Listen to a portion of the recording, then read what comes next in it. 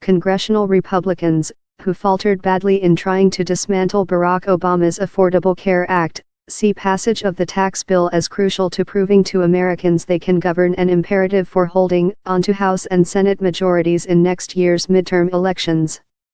They have repeatedly argued the bill will spur economic growth as corporations, flush with cash, increase wages, and hire more workers.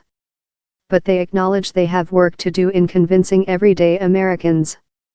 Many voters in surveys see the legislation as a boost to the wealthy, such as Trump and his family, and a minor gain at best for the middle class.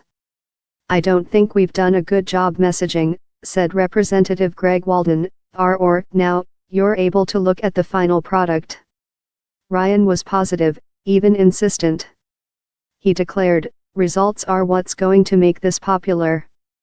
Democrats called the bill a giveaway to corporations and the wealthy, with no likelihood that business owners will use their gains to hire more workers or raise wages. And they mocked the Republicans' contention that the bill will make taxes so simple that millions can file their returns on a postcard, an idea repeated often by the president. Tax cuts for corporations would be permanent, while the cuts for individuals would expire in 2026 in order to comply with Senate budget rules. The tax cuts would take effect in January, and workers would start to see changes in the amount of taxes withheld from their paychecks in February. For now, Democrats are planning to use the bill in their campaigns next year. Senate Democrats posted poll numbers on the bill on a video screen at their Tuesday luncheon. "This bill will come back to haunt them, as Frankenstein did," said House Democratic leader Nancy Pelosi. The bill would slash the corporate income tax rate from 35% to 21%. The top tax rate for individuals would be lowered from 39.6% to 37%. The legislation repeals an important part of the 2010 health care law, the requirement that all Americans carry health insurance or face a penalty, as the GOP looks to unravel the law it failed to repeal and replace this past summer. It also allows oil drilling in the Arctic National Wildlife Refuge. The $1,000 per child tax credit doubles to $2,000, with up to $1,400 available in IRS refunds for families who owe little or no taxes.